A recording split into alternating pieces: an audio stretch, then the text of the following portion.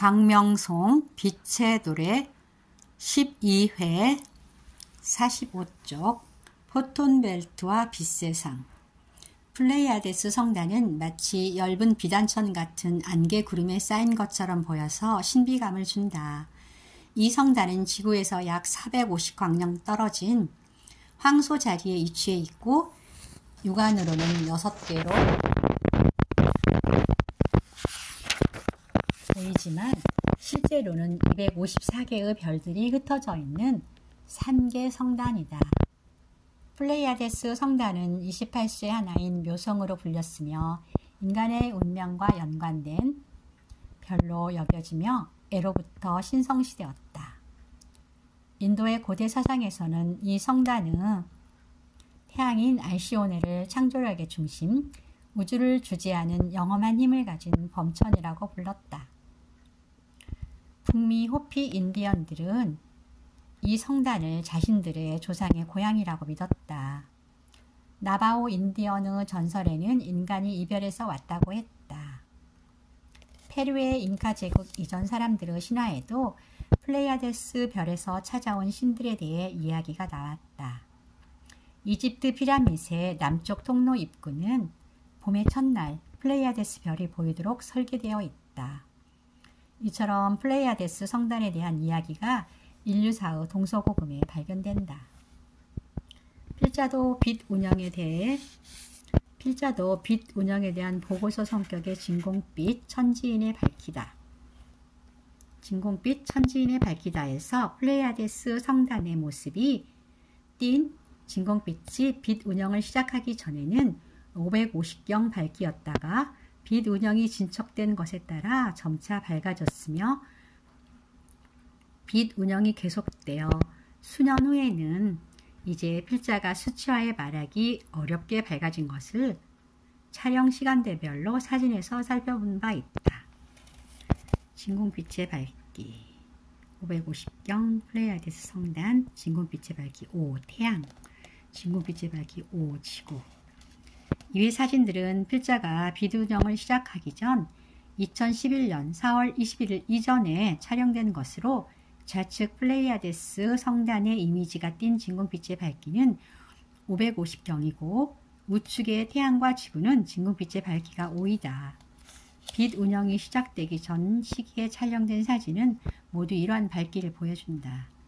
즉 플레이아데스 성단이 밝은 진공빛을 띈 것에 비해 태양과 지구는 진공의 밝음이 없는 무명 상태였다는 점을 이해하고서 이 글의 이야기를 읽어주기 바란다. 채널링을 통해 세간에 전해진 이야기는 플레이아데스 성단 중 가장 빛나는 별인 알시오네를 중심으로 거대한 도넛 모양을 한 광자대인 포톤벨트가 형성되어 있다고 전한다. 이 광자대는 플레이아데스 성단이 26,000년 주기로 우리 은하를 공전하는 중에 어느 특정 지역을 통과할 때 차원간 빛에 의해 강한 광자들이 분포하는 지대가 생긴 것이고 우리 태양계는 약 24,000년에서 25,000년 주기로 알시오네를 공전하면서 약 2,000년이라는 기간에 걸쳐 이 광자들을 통과한다는 것이다.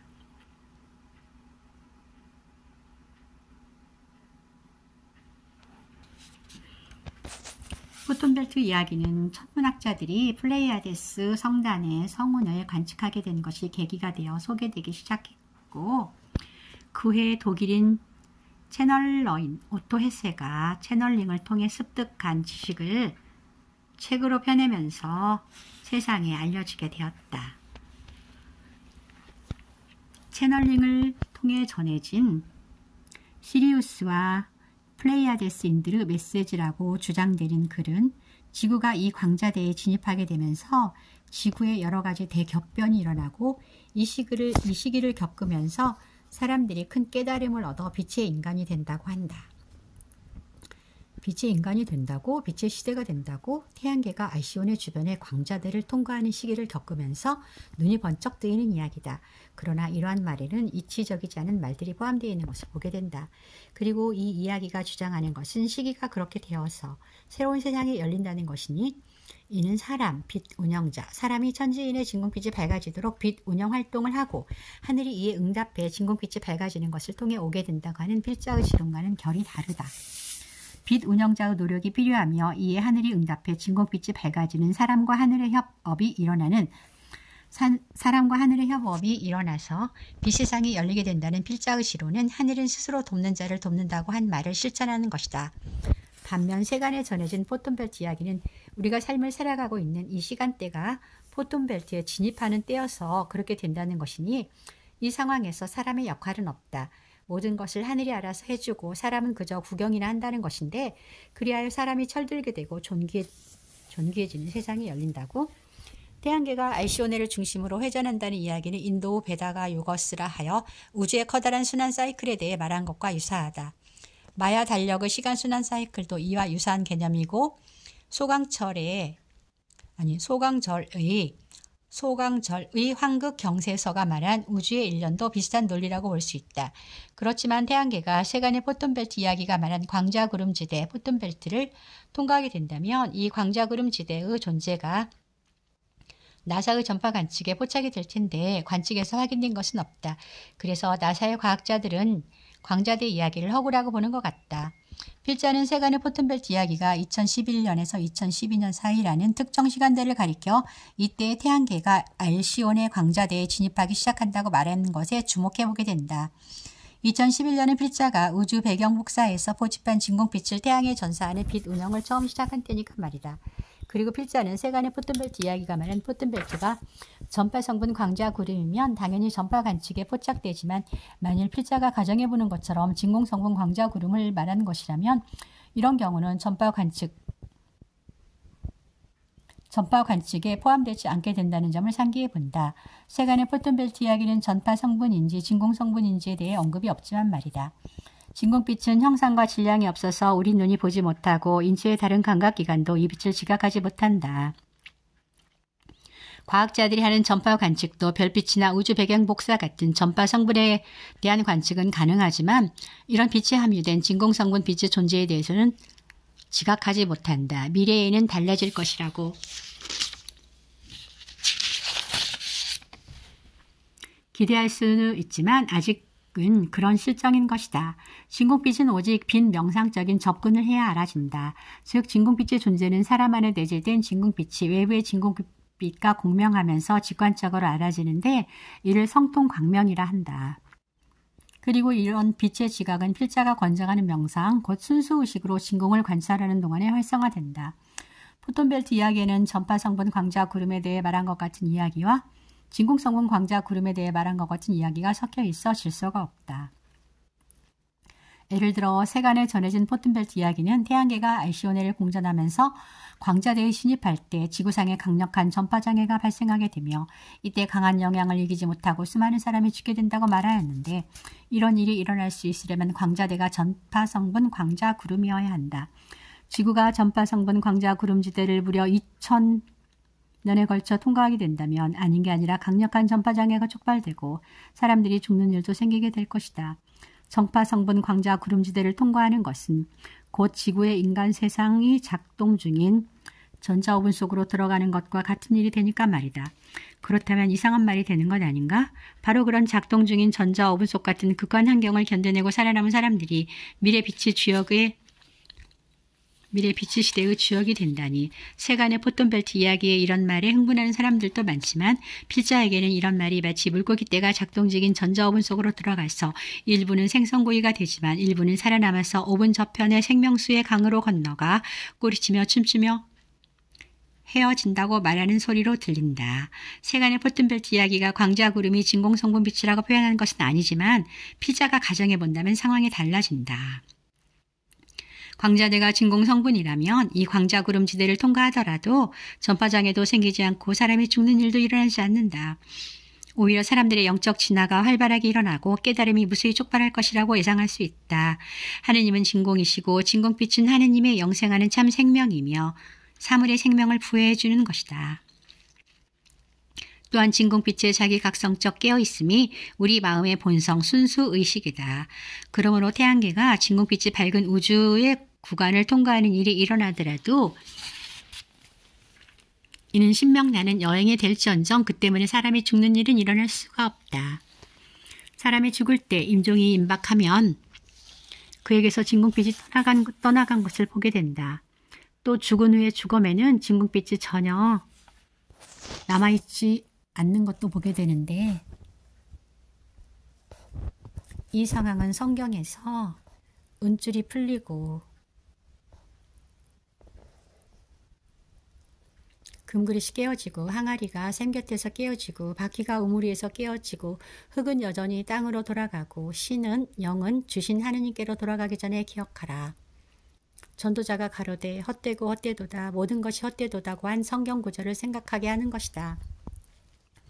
임종시 진궁빛이 떠나가는 것에서도 보듯이 영생하는 영인 진궁빛은 혼육, 심신의 죽음과 함께 하지 않고 떠나온 곳, 진궁빛의 세계인 하느님께로 돌아간다. 진궁빛은 나고 죽음이 없다.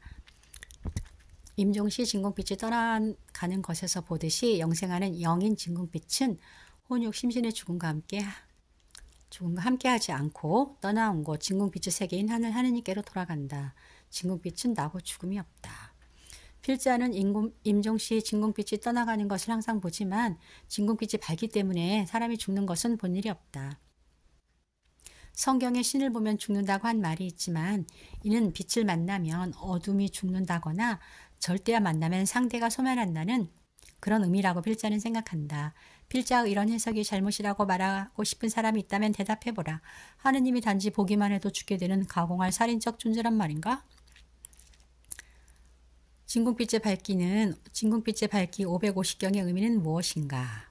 이에 대해 이해하려면 그간의 인간 세상에서 영적으로 보통 수준의 사람들의 모습이 띈 진궁빛의 밝기는 3천만 정도였고 진궁빛의 밝기가 9,800조 밝기에 달한 사람들이 견성을 이루었음을 알아야 한다. 9,800조는 깨달음이 일어날 수 있게 되는 임계점이라고 볼 수 있다. 또 밝기가 수천조에 달한 사람들은 세계적인 천재, 과학자, 발명가, 예술가 등이 되어 걸출한 활동을 해 인간 세상의 문명이 발전하도록 기여했다. 일부 진궁빛이 없다시피 한 대문명인도 있어서 이들은 희대의 사악한 행동을 하였음도 살펴보아야 하는데 이런 일은 지구가 진궁빛의 밝기 5라고 하는 극심한 무명 가운데 있었다는 사정과 결부된 것이다. 그러므로 이런 점들의 미로 예상하면 앞으로 인류가 550경 밝기라는 새로운 빛 환경에서 살아가게 된다면 그동안과는 다른 가히 후천 선경이라 불러도 될 만큼 판이하게 대변혁된 세상이 열릴 수 있을 것이다. 우리가 눈여겨보아야 할 진실이 여기 빛 운영에 있다. 앞에서도 보았듯이 빛 운영 전 시기에 플레이아데스 성단을 촬영한 사진들은 모두 550경 밝기를 보여주고 있고 태양계가 이 빛의 영향을 받는다면 이 550경 밝기가 원본이 되어 그 사본을 복사되는 현상으로서 빛의 세계가 열릴 것이다. 원본과 동일한 사본이 복제되는 원리에 따라 550경 밝기를 초과한 복사는 일어나지 않을 것이다. 그렇지만 필자가 태양에 대한 빛 운영을 시작한 지 2년 정도 지나면서 이 550경 밝기를 추월했고 이후 빛 운영이 진척되어서 수치할 수 없는 밝기가 되었으니 이는 진궁빛이 밝아지는 변화가 빛 운영에 따른 결과인 것을 웅변적으로 말해준다. 포톤벨트 이야기에서 태양계가 알시온의 주변의 광자대를 앞으로 2000년에 걸쳐 통과하게 된다고 한 시기는 점성학에서 보병궁이라 일컫는 시간대이다. 점성학에서 보병은 속이 비어서 물을 담을 수 있다는 것으로 이러한 보병궁 시대는 공을 상징한다. 지난 2000년이 바로 쌍어궁 시대였다. 물고기 2마리로 상징되는 쌍어는 초기 기독교인들이 자신들을 위한 상징으로 여겼을 정도로 그리스도의 초림과 밀접하다고 인식되었다. 즉 쌍어궁이었던 지난 2000년간은 영적 어둠이 심각해서 이를 구원하고자 하느님의 참빛 그리스도가 다녀갔던 것이며 이제 태양계가 알시온의 별 주변의 광자대를 통과하게 되면서 그로부터 공한 빛의 광명을 받게 되는 보병궁 시대는 그리스도가 재림과 관계된다는 식의 논리 비약이 가능해진다.